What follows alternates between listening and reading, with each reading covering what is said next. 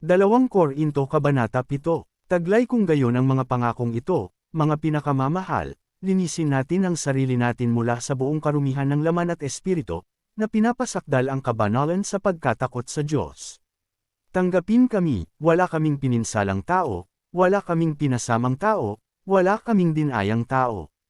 Hindi ako nagsasalita nito upang hatulan kayo, pagkat gaya ng sinabi ko na noong una, na kayo ay nasa mga puso namin ng mamatay at mabuhay na kasama ninyo. Malaki ang katapangan ko ng pananalita tungo sa inyo, malaki ang pagmamapuri ko tungkol sa inyo, napupuno ako ng kaliwan, labis akong nagagalak sa buo naming kagipitan. Pagkat, nang dumating kami sa Macedonia, ang laman namin ay walang kapahingahan, kundi kami ay pinahirapan sa bawat panig, sa labas ay mga paglalaban, sa loob ay mga pagkatakot. Gayon pa man ang Diyos, na umaaliw doon sa mga nalulugmok, ay umaliw sa amin sa pamamagitan ng pagdating ni Titus.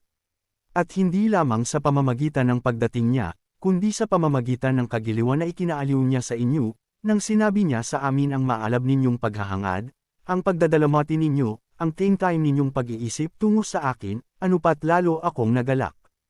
Kahit na pinalumbay ko pa kayo sa isang sulat, ay hindi ako nagsisisi, kahit ako ay nagsisi, pagkat nahihiwatigan kong ang gayon ring sulat ang nagpalumbay sa inyo, kahit ito ay sa isang kapanahunan lamang. Ngayon ay nagagalak ako, hindi dahil sa napalumbay kayo, kundi dahil sa nalumbay kayo sa ikapagsisisi, pagkat pinalumbay kayo alinsunod sa isang makadiyos na pamamaraan, upang wala kayong matanggap na pinsala sa pamamagitan namin. Pagkat ang makadiyos na kalumbayan ay nagsasagawa ng pagsisisi sa ikaliligtas na hindi mapagsisisihan, ngunit ang kalumbayan ng sanlibutan ay nagsasagawa ng kamatayan.